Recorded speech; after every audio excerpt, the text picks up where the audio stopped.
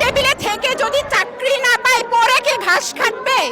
চরম বৈষম্য এবং বৈষম্যের চরম লেভেল অতিক্রম করেছে। যদি কোটা প্রথাই থাকবে তাহলে সাধারণ শিক্ষার্থীদেরকে বলে দেওয়া হোক যে তোমাদের পড়াশোনার দরকার নাই। যারা দুর্গম অঞ্চলে থাকছে, যারা ফিজিক্যালি চ্যালেঞ্জ, যার বাবা তাকে পড়াশোনা করাতে পারছে না, তাদের কোটার প্রয়োজন।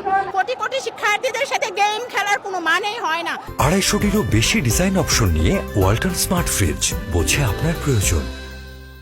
কেন যৌক্তিক নয় সেটা বলেন তো?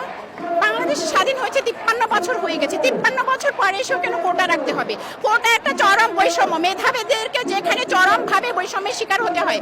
যদি কোটা প্রথাই থাকবে তাহলে সাধারণ শিক্ষার্থীদেরকে বলে দেওয়া হোক যে তোমাদের পড়াশোনার দরকার নাই। যারা কোটাধারী তারাই পড়াশোনা করবে। স্কুল, কলেজ, ইউনিভার্সিটিতে শুধুমাত্র কোটাধারীদেরকে ভর্তি করা হোক। যারা সাধারণ শিক্ষার্থী, কামরার ছেলে, দিনমজুরের ছেলে, রিকশাওয়ালার ছেলে, তাদেরকে বলে দেওয়া হোক তোমরা পড়াশোনা করো না, কারণ এটা তোমাদের বাংলাদেশ না, এটা কোটাধারীদের বাংলাদেশ। এটা বলে দেওয়া হোক।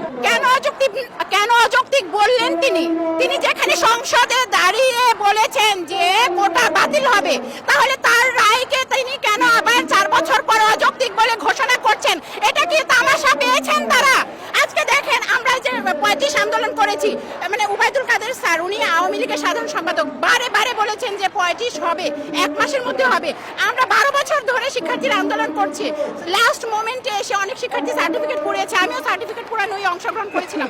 তো সেই জায়গায় কেন শিক্ষার্থীদের সাথে এত বৈষম্য? পৃথিবীর কোনো দেশে তো শিক্ষার্থীদের সাথে এত বৈষম্য হয় না। তো পরের টেবিলে থেকে যদি চাকরি না পায় পরে কে ঘাস কাটবে? ঘাস কাটার জন্য পড়াশোনা করছে। যদি মেধার জোরে চাকরি না পায়, কোটার ওদের কাছে হেরে যায়, তাহলে পড়াশোনা করে কি করবে তারা? চরম বৈষম্য এবং বৈষম্যের চরম লেভেল অতিক্রম করেছে। সংবিধানের 27 এবং সংবিধানের 29 অনুচ্ছেদ পড়লে বোঝা যাবে কোটা কিন্তু সংবিধান অতটাও স্বীকৃতি দেয় না। শুধুমাত্র পিছিয়ে পড়া জনগোষ্ঠী এবং ক্ষুদ্র নৃগোষ্ঠী যারা আছেন, এই ক্ষেত্রে সর্বোচ্চ 10% থেকে 15% রাখা যেতে পারে, কিন্তু মুক্তিযোদ্ধার নাতিপুতি দুতিদেরকে না। মুক্তিযোদ্ধাদেরকে আমরা সম্মান জানাই, লাগলে তাদেরকে গ্রেড 1-এর স্যালারি দিন, বা সচিব মর্যাদায় তাদেরকে স্যালারি দিন, বাসস্থান করে দিন, তাদের জন্য প্লট বরাদ্দ দিন।